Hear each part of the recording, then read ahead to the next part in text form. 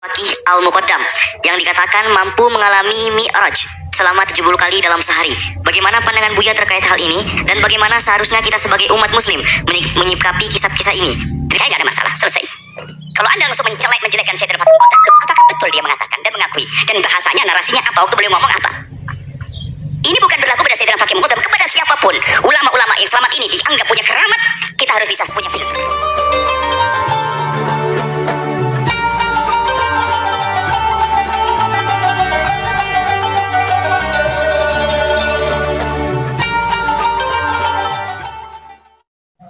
Assalamualaikum warahmatullahi wabarakatuh. Bismillahirrahmanirrahim. Alhamdulillahirabbil alamin.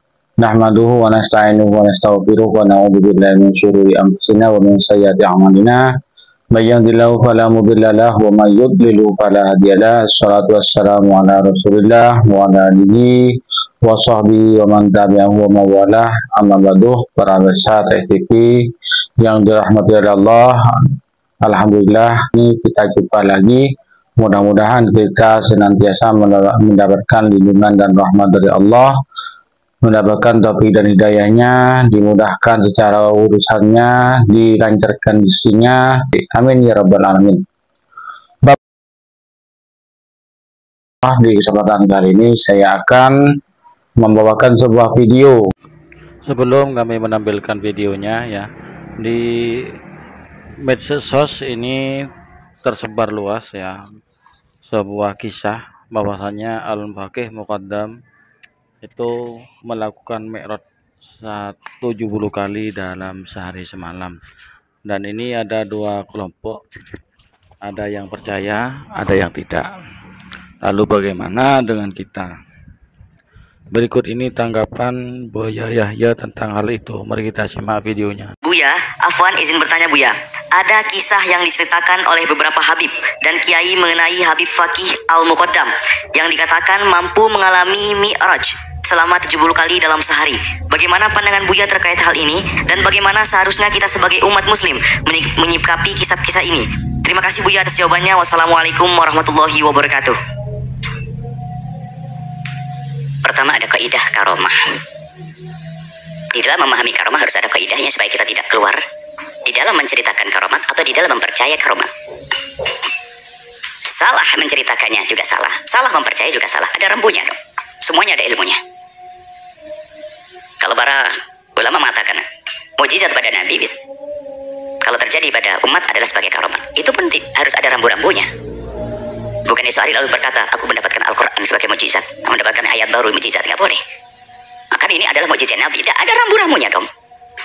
Ini adalah masalah karomah. Karomah ada, kita yakini ahli sunnati wal jamaatil asy'ariyah, khususnya kaum Asy'ariyah mengatakan karomah itu ada. Karomah ada.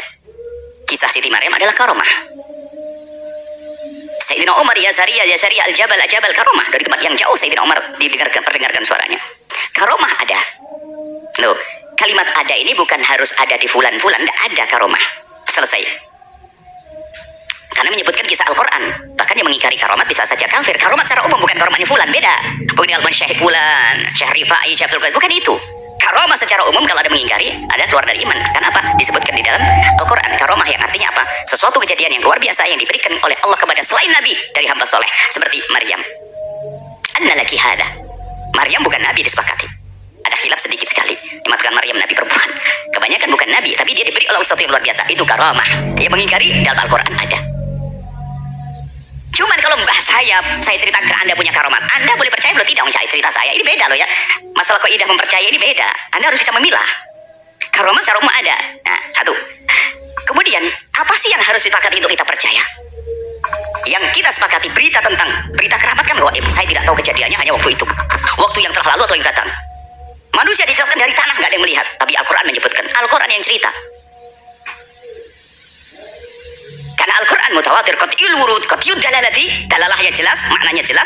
Quran mutawatir pasti benar, maka kita wajib percaya. Manusia adalah dari tanah. Penciptaan Adam. Biarpun kita tidak pernah melihatnya waktu itu. Karena yang beritakan Al-Quran.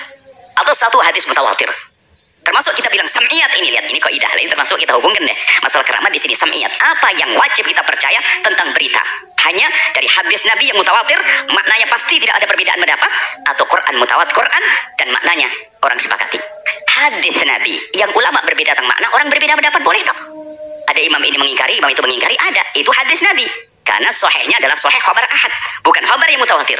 Ini hadis Nabi saja ada Imam Abu Hanifah mengingkari, nggak dikatakan syirik kok. Karena bagi dia hadisnya tidak sahih. Ini urusan hadis. Lah kalau berita si fulan punya keramat, Anda tidak wajib percaya tentang keramatnya si dia. Ada pun mengingkari keramat tidak boleh. Ada orang mengatakan Syekh Abdul Qadir Jailani punya keramat begini-begini, Anda boleh tidak percaya. Sesuai dengan kemampuan logika Anda, ilmu Anda. Dan tidak mempercaya bukan mendustakan Syekh Abdul Qadir Jailani. Kenapa permasalahannya bukan Syekh Abdul Qadir Jailani? Yang cerita siapa? Loh, yang menceritakan ini loh. Ini kaidah karomah, jadi ilmiah dong, jadi sedikit ilmiah Anda. Permasalahannya bukan apa yang dilakukan Syekh Abdul Qadir Jailani atau tadi Syekh Fakih Muqaddam sebagainya. Siapa yang menceritakannya? Jangan-jangan ini dusta dinisbatkan pada Syekh Abdul Qadir Jailani. Syekh Abdul Jailani menutup pintu neraka. Ini loh, kenapa dinisbatkan pada Syekh Abdul Qadir Jailani? Dari mana kisah itu? Apakah beliau ngomong sendiri? Oh, itu ditulis dalam bukunya. Siapa yang menasah, yang menukil bukunya itu? Kan kita punya rambu-rambu keimanan. Inilah mempercayai keramat. Yang jadi masalah itu adalah Anda marah di saat saya, atau yang tidak jadi masalah adalah saya marah di saat Anda tidak percaya dengan keramat guru saya. Loh, kok saya marah dengan Anda? Memang wajib Anda percaya dengan keramat guru saya. Karena yang cerita saya, mungkin bagi Anda saya pendusta kok. Maka Anda tidak, kalau saya cerita guru saya punya keramat begini, Anda tidak harus percaya.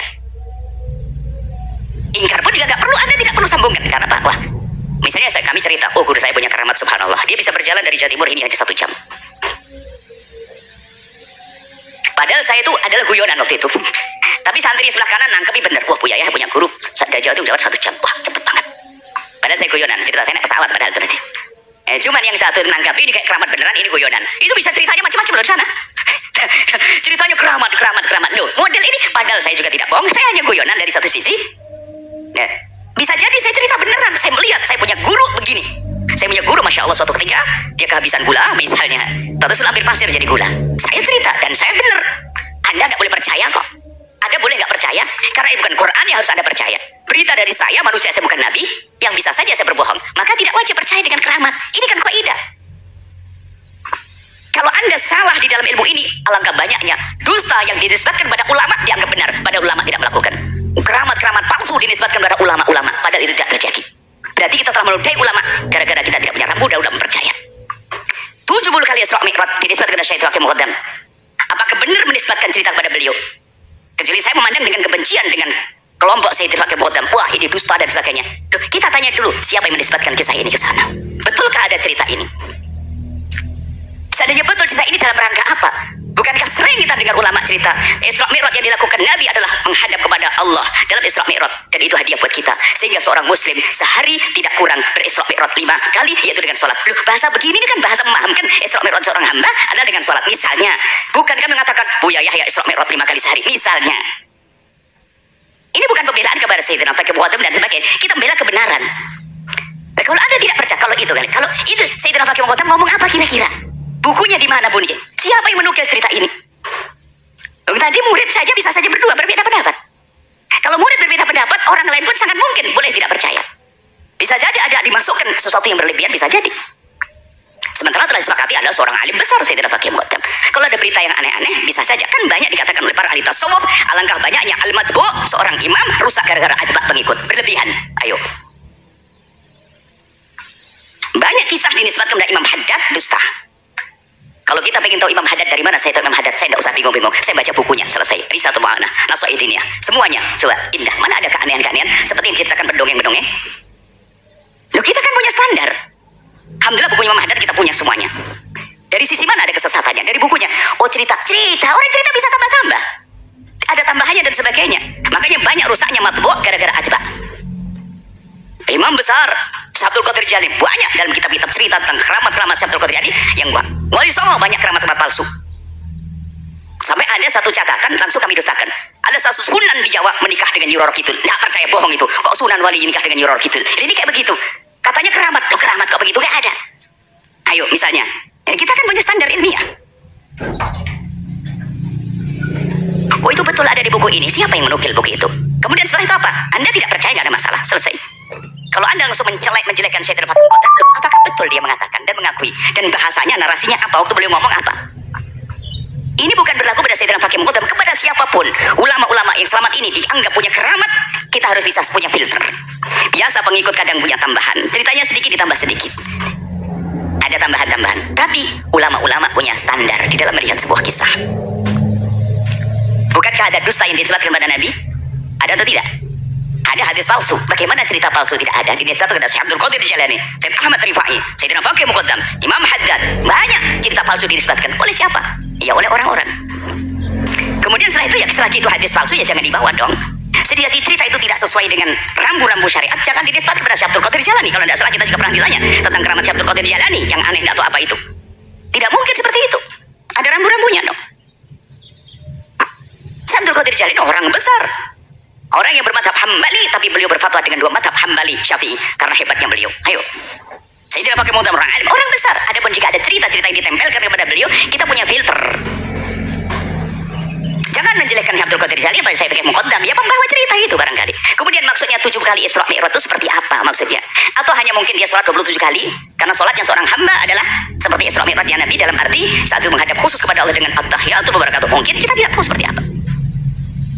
Hari ini kami berikan rambu-rambu Anda di dalam bicara tentang keramat.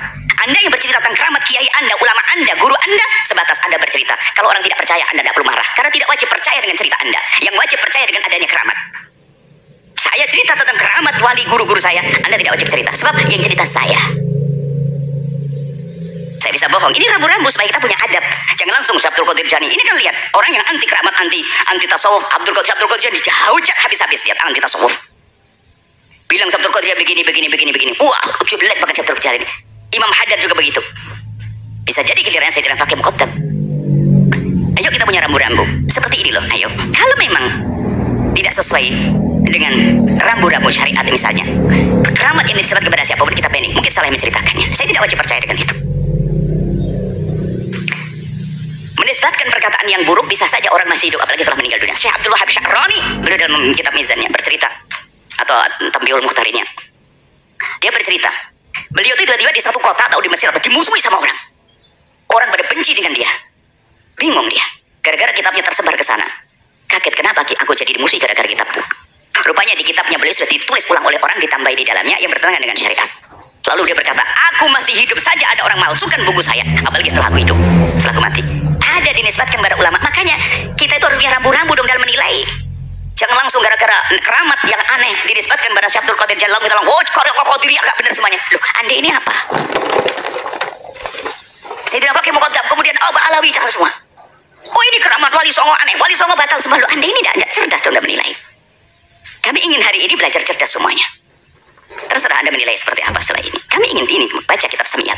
Kami letakkan rambu-rambu keimanan. Macam-macam dalam dunia tasawuf, kisah Khidir alaihissalam. Yang tidak percaya adanya Khidir tidak kafir kok. Yang nggak boleh adalah tidak percaya ada seorang laki-laki soleh yang ada di dalam Al-Quran. Namanya bisa berbeda pendapat. Yang mengatakan Khidir sudah meninggal hari ini juga tidak kafir kok. Karena ada yang mengatakan dalam ulama kita Khidir sudah mati saat itu. Ada Khidir mati pada zaman Nabi. Atau nama Khidir sendiri. Contoh ini disebutkan di sini cara mengiman. Kadang-kadang orang itu urusan-urusan begini langsung berantem. Kamu gak percaya kalau kiai saya ketemu Khidir ya? Kurang ajar kamu dengan kiai saya. Ada kiai ulama yang ngomong Khidir sudah meninggal dari dulu. Dan itu tidak kafir loh. Ini kan masalah ilmiah. Repot masalah ilmiah digabung dengan masalah fanatik. Kalau kami yang dinisbat kepada Syekh Abdul Qadir Jalani, saya tidak pakai buatan yang aneh-aneh, tidak. Kami husnudzonnya adalah itu tidak benar dinisbatkan kepada Syekh Abdul Qadir yang kami kata. Mungkin penukilnya yang tidak benar. Kalaupun seandainya benar, mungkin maknanya adalah mungkin kita tafsir, takwili. Maknanya apa? Beliau sholat banyak, ya 27 jam minimal ini. Sholat adalah Isra Mi'rajnya seorang hamba dalam arti menghadap secara spesial pada Allah. Puasa dianggap menghadap pada Allah, umrah menghadap pada Allah. Tapi dalam sholat itu sendiri adalah gambaran Isra Mi'rajnya Nabi adalah waktu berdialog dengan Allah dengan at-tahiyatul mubarakatuh, salawatu thayyibatu lillah. Itu adalah dialog langsung dengan Allah. Lalu dikatakan Isra Mi'rajnya seorang hamba adalah sholat. 5 kali dalam sehari kita menghadap pada Allah dengan khusus. Allahu Akbar, menghadap ke arah yang sama semuanya. Nah ini mana? Orang nukil. Oh ya Isra Mi'raj 5 kali dalam sehari. Ngalang-ngalai Nabi Muhammad. Anda ini misalnya, ini bukan masalah pembelaan. Kalau ada yang tidak benar dinisbatkan kepada Syekh Abdul Qadir Jalani, bukan Syekh Abdul Qadir Jalani yang menisbatkan. Banyak lah kita mengumpulkan cerita-cerita yang dinisbatkan dengan dusta pada Syekh Abdul Qadir Jalani. Mungkin buat halaqah khusus. Termasuk Imam Haddad. Dan kami banyak mengingkari cerita-cerita yang dihadirkan pecinta Imam Haddad. Ini disebut kepada Imam Haddad. Kami katakan, untuk kenal Imam Haddad tidak dari cerita yang bermacam-macam, cukup dengan bukunya yang hebat. Kurang apa ayo? Bukunya ditulis oleh beliau, dibacakan kepada muridnya, diperdengarkan, ditulis, ditaskah, terus diulang-ulang. Allah. Bahkan Bahkan beliau adalah salah satu orang Imam Haddad misalnya yang mewaspadai kita, mewanti-wanti kita agar tidak baca buku-buku yang menyeramkan dalam urusan tasawuf yang berlebihan. Loh, ini sebagai contoh, Pak ikhwan. Setelah itu ayo kita indah. Jangan hanya mencari-cari kesalahan yang dinisbatkan pada seorang ulama untuk menghujat pengikutnya. Qadiriyah sesat, Rifaiyah sesat, ini sesat hanya gara-gara keramat-keramat palsu yang dinisbatkan misalnya. Kita punya rambu-rambu. Adapun yang ditanyakan kita perlu cek betulkah sanadnya cerita kepada dia. Kemudian maksud Sayyidina Faqih itu apa kalau betul? Kemudian biarpun sanadnya benar, ini adalah kisah manusia. Dia adalah kita tidak wajib mempercayai. Kenapa? Bukan hadis mutawatir. Kita tidak percaya keramat yang dinisbatkan kepada Syekh Abdul Qadir. Kita tidak haram kok. Kenapa? Permasalahannya kita meragukan. Ini bukan orang mutawatir, bukan jumlah orang cerita aku melihat gerombolan mar rawahu jam'un an jam'in la yumkinu tawatuhu ma'al kadhibi, bukan dikriwatkan oleh kelompok orang. Nah, ini nukil kayak fulan ngomong, ya fulan ngomong. Sangat mungkin itu ada kemasukan dusta atau lupa dan seterusnya, sehingga khabar ahad itu sendiri pun kalau ada orang tidak meyakini bukan sesuatu yang disalahkan. Sehingga disitulah terjadi perbedaan. Ada furu'ul akidati, perbedaan urusan akidah, apalagi masalah keramat. Ini adalah rambu-rambu ilmu. Mohon maaf agak panjang karena ilmiah. Ilmiah, coba saja, jangan lihat wah ini pembelaan, membela kebenaran. Rambu-rambu di dalam beriman. Lambu-lambu dalam beriman itu kan hal gaib, berita keramat itu hal gaib. Berita yang lalu gaib, saya tidak melihat secara langsung, namanya gaib. Gaib itu terjadi pada masa lalu yang kita tidak tahu, hari ini kita tidak bisa melihat, atau yang akan datang gaib. Maka sampainya kepada kita dengan berita. Siapa yang membawa berita? Rambu-rambu berita ada. Ini dalam kitab ini. Maka kami berharap kitab ini sekali dimiliki oleh semuanya. Sebab banyak keanehan-keanehan di kampung kita percaya bertentangan dengan rambu-rambu perkeyakinan. Anda ini sebagai pendidik, ulama, ustadz, kalau ingin nukil kisah-kisah keramat yang bermanfaat kisahnya, apa artinya kalau Anda bercerita tentang Buya Yahya bisa ngomong sama cicak? Faedahnya apa untuk umat? Anda ini kalau menikil yang bermanfaat keramah keistiqomahan.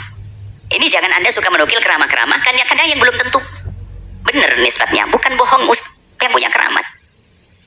Pasir jadi tepung, ya memang mungkin terjadi pada waktu wali siapa begitu. Tapi yang perlu kita hadirkan adalah kisah-kisah yang membangun moral, akhlak, dan seterusnya. Jangan gampang Anda nukil, Ustadz di mimbar dikit-dikit keramat yang aneh-aneh. Itu menjadikan orang jenuh. Keramat berat itu adalah nggak bisa disuruh toladani kan gitu. Wah, pasir jadi tepung setelah puasa 15 hari. Akhirnya ada orang malas kerja puasa 15 hari biar pasir jadi tepung, nggak jadi. Jadi tolonglah yang Anda ini Ustadz tuh pilah-pilah deh kalau ngomong. Jangan asal ceplos. Umat ini pengen suri toladan. Suri toladannya bagian Imam Nawawi belajar dari masa kecilnya. Jangan laduni tok saja. Imam Nawawi mendapatkan ilmu seluas itu belajar dari kecil. Sampai dari kecil sudah diduga kalau dia bakal menjadi orang alim. Karena tampak kecerdasannya, tampak semangatnya, ibadahnya dan seterusnya. Hari ini orang pengen praktis, pengen puasa 7 hari bisa bahasa Inggris langsung. Ada ilmu laduni ya. Ini orang anak-anak belajar bahasa Inggris baru bisa bahasa Inggris. Jadi maksud kami Anda ustadz semuanya, kalau Anda ingin nukil berita, cerita, itu yang bermanfaat untuk umat. Bukan hal-hal yang sering menjadi orang berselifat. Anda harus cerdas dan bijak. Umat itu pengen yang Anda berikan bermanfaat. Akan mereka damai dengan saudara, semakin mencintai. Jadi suri toladan. Ini Ustadz di mimbar ceritanya, wah yang bisa berterbang di awang-awang. Naik pesawat tiket 500 ribu, wah, bisa berjalan di atas air. Saya sering berjalan di atas air, naik perahu. Repot ini orang hidupnya kok aneh ceritanya. Sudahlah ya Ustadz itu, tolonglah. Yang cerita pada orang awam itu yang logis, yang bisa dicuri toladani dan sebagainya. Jangan cerita yang aneh-aneh. Ini juga kritik kepada para asatid itu yang bikin pusing, bikin bingung ini ya. Mohon maaf ini karena ini juga bikin menjadi rootnya permasalahan itu gara-gara orang cerita tidak diseleksi, asal ceplos, atau mungkin karena nggak punya bahan, jarang ngaji atau bagaimana. Kayaknya akan jadi masalah semuanya. Jadi berikan kepada umat yang bermanfaat, yang menjadikan mereka bersuri toladan. Tentunya adalah ada dasar ilmiahnya dan sebagainya. Jadi kesimpulan yang disampaikan oleh Buya Yahya, satu, kita boleh berpercaya dan boleh tidak dengan kisah-kisah keramat yang terjadi kepada orang-orang soleh, karena bisa saja ya tidak terjadi, cuman diceritakan kemudian disendarkan kepada orang-orang soleh tersebut, atau bisa terjadi tapi yang meriwayatkan menambah-nambahi. Kemudian yang tidak boleh kita itu tidak percaya, harus percaya, yaitu kisah-kisah karomah yang terjadi kepada orang-orang soleh dan solihah yang diceritakan, yang diriwayatkan oleh Al-Quran, yang dikisahkan dalam Al-Quran. Itu kita wajib percaya karena sudah mutawatir. Maka sebaiknya menurut pendapat kami, yang tidak percaya jangan menyalahkan yang percaya jangan menyalahkan yang tidak percaya. Itu intinya. lebih enak saling menghormati untuk masalah pendapat masing-masing, karena itu masalah furu'iyah. Nah, masalah furu'iyah itu sampai kapanpun tak akan pernah selesai, kecuali kalau masalah qot'i itu mentok sudah seperti itu. Jangan kontok-kontokan ya. Yang punya dalil silakan percaya, yang tidak punya dalil nggak apa-apa, nggak percaya kan, seperti itu. Yang penting tetap rukun ukhuwah Islamiyah diperkuatkan, semakin diperkuat, semakin diperkokoh, agar tidak mudah diadu domba oleh kelompok-kelompok yang tak bertanggung jawab. Demikian konten dari kami, mudah-mudahan apa yang kami sampaikan ini bermanfaat bagi kita bersama. Amin ya rabbal alamin. Mungkin hanya ini yang dapat kami sampaikan, kurang lebihnya mohon maaf. Assalamualaikum warahmatullahi wabarakatuh.